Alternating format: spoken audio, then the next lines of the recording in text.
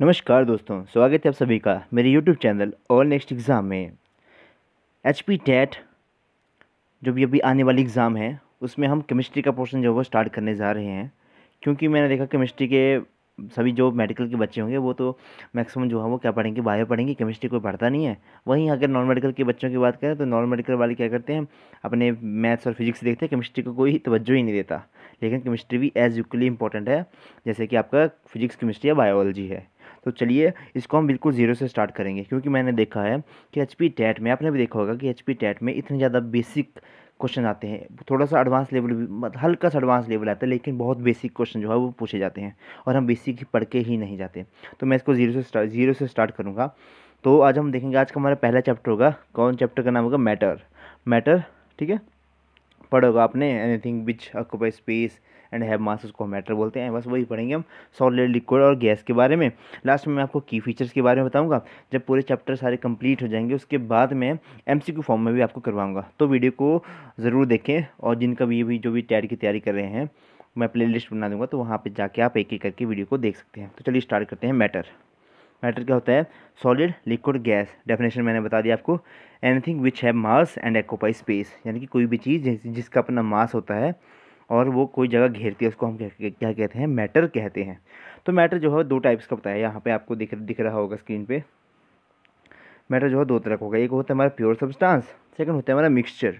तो हम pure substance को देख रहे थे। प्योर सब्सटेंस क्या होता है, जैसा कि आपको नाम से पता चल रहा है प्योर सब्सटेंस, तो प्योर मतलब बिल्कुल प्योर, कोई भी इसमें इम्प्योरिटीज़ नहीं होती हैं। तो इसमें पहला आएगा एलिमेंट। तो एलिमेंट आएगा which can not be broken into simple substance, जिनको हम और सिंपल सब्सटेंसों में नहीं तोड़ सकते, जैसे कॉपर है, ऑक्सीजन है, आयरन है, इन सभी को हम और इससे छोटे कंपाउंड में नहीं तोड़ सकते।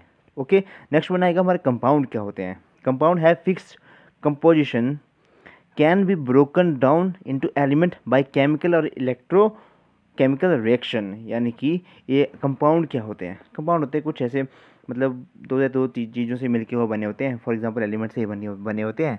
तो इनको क्या कहते हैं, हम केमिकल सब्सटेंस, केमिकल रिएक्शन के थ्रू इनको और छोटे कंपाउंड में तोड़ सकते हैं। फॉर एग्जांपल H2O, H2O किस में टूट जाएगा भाई, हाइड्रोजन इसमें अलग हो जाएगी और ऑक्सीजन आपकी अलग हो जाएगी, सिंपल। तो नेक्स्ट आएगा हमारा मिक्सचर। मिक्सचर क्या होते हैं, no composition, no fixed composition, इनकी कोई फिक्स्ड कंपोजिशन नहीं होती है। और वही एक कंपाउंड का हमने देखा था, इनकी कंपोजिशन जो है वो फिक्स होती है। तो चलिए, होमोजीनस और हेटेरोजीनस। होमोजीनस, होमो मतलब सेम, हेटेरो मतलब डिफरेंट। होमो मतलब uniform composition. For example sugar in water, जैसे आप शुगर घोलते हो अपने पानी में तो आपको पता नहीं चलता कि शुगर कहाँ पे है और पानी कहाँ पे है, यानी कि बहुत अच्छी तरह से दोनों मिक्सअप होते हैं।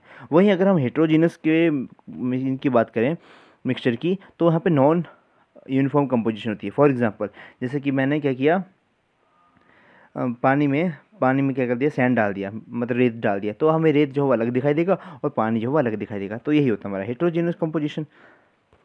आगे देखते हैं। हाँ, matter, anything which has, anything which occupy space and half मास, उसको मैटर कहते हैं। For example air, water, hydrogen, oxygen, milk and oil etcetera. ये तो हो गया ना। आपको पता है एयर का भी अपना कुछ मास होता है, तभी तो आपका गैस का सिलेंडर जो है वो भारी होता है। अगला है हमारा everything around us made of a tiny particle. Tiny मतलब छोटे छोटे पार्टिकल से मिलकर बना होता है, और वही पार्टिकल मिक्सअप क्या क्या कहते हैं, मैटर और एटम्स। चलिए अगला, the particles which makes up a matter are constantly in motion. देखिए ये भी बहुत इंपॉर्टेंट है, जो भी हमारे पार्टिकल्स होते हैं ना वो लगातार मोशन में होते हैं। तो उसी मोशन को हम क्या कहते हैं, ब्राउनियन मोशन। ब्राउनियन मोशन क्या होते हैं कि zig zag motion of the, जो भी हमारे पार्टिकल्स होते हैं ना, zig zag motion of the particle, small particle suspended in the liquid और गैस, उनको हम क्या कहते हैं, ब्राउनियन मोशन कहते हैं। ये क्वेश्चन आता है भाई ब्राउनियन मोशन कौन से होते हैं, तो इसमें लिखना जिग जैग मोशन। क्योंकि देखो जैसे फॉर एग्जांपल मैंने पानी का गिलास लिया है, तो हमारे पार्टिकल को यहाँ पे, वो पहले यहाँ पे आएगा, फिर गिलास की इस जो ये वॉल है यहाँ से टकराएगा, फिर वो इधर जाएगा, फिर यहाँ टकराएगा, फिर इधर जाएगा। तो यही होता है zig zag motion of the particles. Next देखेंगे, यहाँ पर देखते हैं Brownian motion increase on increase in the temperature. देखिए टेम्परेचर जब बढ़ता है तो ब्राउनियन मोशन जो वो टेम्परेचर के साथ बढ़ती है। ये क्वेश्चन आप एज इट इज़ इसको नोट डाउन कर लें। देखिए साथ साथ में अगर आपको कोई इंपॉर्टेंट पॉइंट लगे तो आप नोट्स भी बना सकते हो। इतना ज़्यादा डिटेल में ये चैप्टर नहीं है जो जितना मैं इसको लेके आऊँ। इस बुक में सिर्फ इसको टू द पॉइंट ही लिखा गया, तो काफ़ी इंपॉर्टेंट है हर एक लाइन। नेक्स्ट है existence of the Brownian motion gives the two conclusion about the nature. अब ये दो दो जो भी हमारे ब्राउनियन मोशन को देख के हम दो कंक्लूजन के ऊपर पहुंचते हैं। तो फर्स्ट वन क्या है कि matter is made up of a tiny particle. जो हमारा मैटर है वो छोटे छोटे पार्टिकल से मिलकर बना होता है। The particle of matter are constantly moving, और जो पार्टिकल होते हैं वो लगातार मूव होते रहते हैं। फॉर एग्जाम्पल तो मैंने बता दिया आपको कि पानी का गिलास वाला एग्जाम्पल बताया मैंने आपको ना। चलिए नेक्स्ट देखते हैं। हाँ, अब हम कैरेक्टरिस्टिक्स देखते हैं सीधा हमारे पार्टिकल्स की। और इसकी पीडीएफ के लिए मेरे चैनल है ऑल नेक्स्ट एग्जाम #HPGK, वहाँ पे आप ज्वाइन कर सकते हैं। और वीडियो को स्लो या पॉज करने के लिए, स्लो या फास्ट करने के लिए आप यूट्यूब का जो फीचर है उसको यूज़ कर सकते हैं। कैरेक्टरिस्टिक्स देखेंगे। It made up of a particle. देखिए मैटर जो हो पार्टिकल से मिलकर बना होता है, ये हमने कर लिया। The particles of the matter are very small, बहुत स्मॉल होते हैं। और the particles of a matter have space between them, वो तो होता है भाई, कुछ एक यहाँ होता है एक यहाँ होता है। इस तरह से हमारे पार्टिकल जो है वो जुड़े हो, मतलब साथ साथ में होते हैं। मतलब थोड़ा बहुत स्पेस तो होता ही होता है, ठीक है। सॉलिड में भी बहुत बहुत कम, मतलब बिल्कुल स्पेस कम होता है। बताऊंगा मैं आपको कैसे होता है। नेक्स्ट है the particles are constantly moving. ये भी हमने कर लिया कि पार्टिकल जो है लगातार मूव होते रहते हैं। और the particles of matter attract each other. तो भाई एक पार्टिकल दूसरे पार्टिकल को अट्रैक्ट भी करता रहता है। चलिए देखते हैं पहले रिजिड एंड फ्लूइड। फ्लूइड क्या होता है? रिजिड मीन्स अनबेंडिंग और इनफ्लेक्सिबल। जो फ्लेक्सिबल नहीं होता उसको रिजिड कहते हैं। A stone is rigid because it is unbending और इनफ्लेक्सिबल। पत्थर आपका जो है वो एक रिजिड सब्सटेंस है क्योंकि वो बेंड बुंड नहीं होता है। नेक्स्ट है fluid mean material which can flow. अब फ्लूइड में क्या लेंगे हम? फ्लूइड में आ जाता है आपका एयर आ जाती है और आपका लिक्विड आ जाता है। तो हम देखेंगे सॉलिड्स के बारे में पहले। अब क्या होता है? There is a strong force of attraction between the particle of the solid which holds them together in fixed position. जैसे कि हमने बताया कि सॉलिड के पार्टिकल बिल्कुल ऐसे चिपके होते हैं, बिल्कुल चिपके। हाँ, बिल्कुल चिपके। लेकिन जब दो पार्टिकल मैं यहाँ पे ड्रॉ करूँगा तो उनके बीच में ना एक छोटा सा जो है वो गैप रह जाता है, ठीक है, रह ही जाता है। लेकिन बहुत चिपके होते हैं, बहुत ज़्यादा चिपके होते हैं। वहीं इनमें रैंडमनेस बहुत कम होती है। और जैसे वाटर की बात करें थोड़ा थोड़ा दूर होंगे, और एयर का तो मतलब बहुत बहुत ज़्यादा दूर होते हैं जो हमारे पार्टिकल्स होते हैं। तो अपने पढ़ा होगा छोटी छोटी क्लासों में। If solid is heated, its particles started vibrating faster. The space or distance between the particle of a solid is very very small.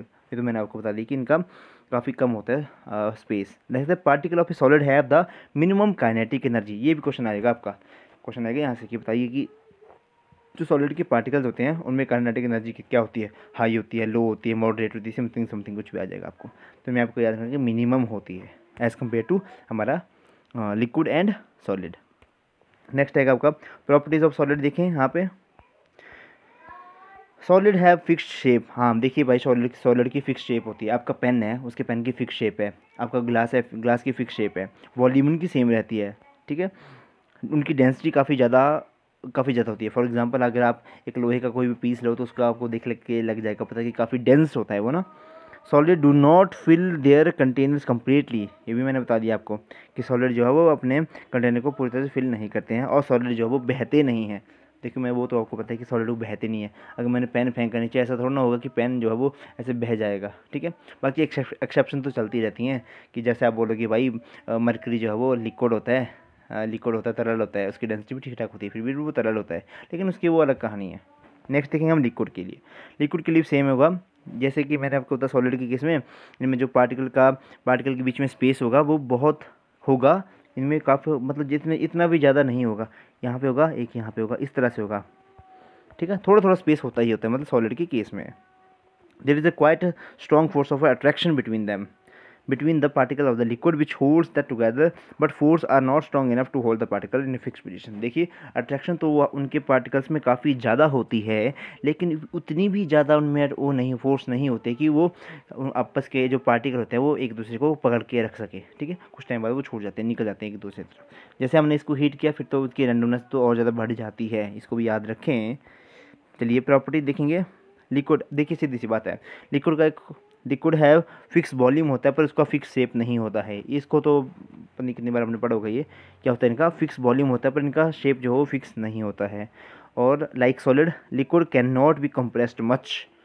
ये भी ठीक हो गया। नेक्स्ट देखें, liquid have moderate to high density, they are usually less dense than solid. ये हमारे solid से कम dense होते हैं। और क्या होता है? Liquid do not fill their container completely, ठीक है। और जैसे कि हमने पढ़ा था कि सॉलिड के केस में तो अपने कंटेनर को क्या करते हैं, ये do not fill the container complete, ये भी अपने कंटेनर को कम्प्लीटली फिल नहीं करते हैं, थोड़ी बहुत जगह जो वो रह जाती है इनमें, ठीक है। लिक्विड जनरली फ्लो इजली है, तो आपको पता है कि लिक्विड जो है काफ़ी अच्छे से फ्लो कर पाते हैं। गैसेस, भाई गैसेस आ गया, space between them is very large, जो कि मैंने आपको बताया कि बहुत ज़्यादा इनमें स्पेस होते हैं। The force of attraction between the particle of a gas is negligible, तो क्योंकि पार्टिकल का डिस्टेंस ही काफ़ी दूर दूर होगा, तो उनके बीच में जो अट्रैक्शन होगी वो बहुत ही कम होगी, नेग्लिजिबल टाइप की हो जाएगी। Okay, the position of the particle of a gas as well as the space between the particle of a gas is not fixed, जो कि मैंने आपको बताया कि भाई इनकी ना फिक्स शेप होती है ना इनका फिक्स वॉल्यूम होता है। The particle of a guys have the maximum movement, यानी कि मैक्सिमम काइनेटिक एनर्जी किस केस में होगी, हमारे गैसेस के केस में होगी, और सबसे कम किस में बताई मैंने आपको, सॉलिड के केस में सबसे कम होगी kinetic energy. Due to this gases have the most disorderly arrangement of the particle, इसकी वजह से हमारे गैसेस की जो अरेंजमेंट होती है वो काफ़ी डिसऑर्डरली होती है, ठीक है। Because of the kinetic energy the negligible force of attraction are of the particles of a gas move with the high speed in all direction, तो भाई पार्टिकल जब इनकी कोई डायरेक्शन नहीं, तो भाई ये पार्टिकल कभी यहाँ जाएगा, कभी यहाँ जाएगा, कभी यहाँ जाएगा, कभी यहाँ जाएगा, ठीक है, अलग अलग दिशाओं में ये घूमता रहेगा। तो प्रॉपर्टी देख लेते हैं, इनकी ना फिक्स हमारी, इनकी ना फिक्स शेप होता है ना, इनकी फिक्स वॉल्यूम होती है। Gases can be compressed easily, gases को आप भाई कंप्रेस कर सकते हो, कंप्रेस करके, जैसे आपकी CNG है, उसका नाम ही कंप्रेस्ड नेचुरल गैस है। They have very low density, density इनकी काफ़ी कम होती है। गैस कैन फ्लो ईजिली, हाँ ये भी है, और गैसेस अपने कंटेनर को कम्प्लीटली फिल करती है, पूरी तरह से कंटेनर को भरती है। तो 3 पॉइंट यहाँ से आपको देखने को मिल रहे हैं, तो इनको अच्छे से दिखे हैं। अब देखिए कंप्रेशन की बात करें तो solid and liquid do not gate compressed but gases can compressed easily, ठीक है। लिक्विड और इसको नहीं कर सकते हम इतनी जल्दी कंप्रेस, जितना कि हम क्या कर सकते हैं, गैसेस को कंप्रेस कर सकते हैं। गैसेस को ज़्यादा कंप्रेस करके उनको लिक्विड स्टेट में भी हम ले जा सकते हैं। Gases are highly compressible. They can be compressed into very small volume by applying large force. Due to this high compressibility, very large mass of the gas can be put in a small metal cylinder by compression. Such gas cylinder can be transported conveniently from one place to another place. उसी तरह से जैसा कि मैंने आपको example दिया CNG और LPG। अब LPG को लिक्विड पेट्रोलियम गैस, देखिए है तो वो गैस है, लेकिन वो लिक्विड कंडीशन में है। लिक्विड कंडीशन में किस वजह से है, क्योंकि इस पर काफ़ी हमने हाई अमाउंट में प्रेशर इसमें अप्लाई किया है, ठीक है, काफ़ी हाई अमाउंट में इसमें प्रेशर अप्लाई किया है, तो उसको लिक्विड स्टेट में हम ले आ गए हैं। डन। चलिए खेल डिफ्यूज़न। अच्छा, डिफ्यूज़न क्या होता है?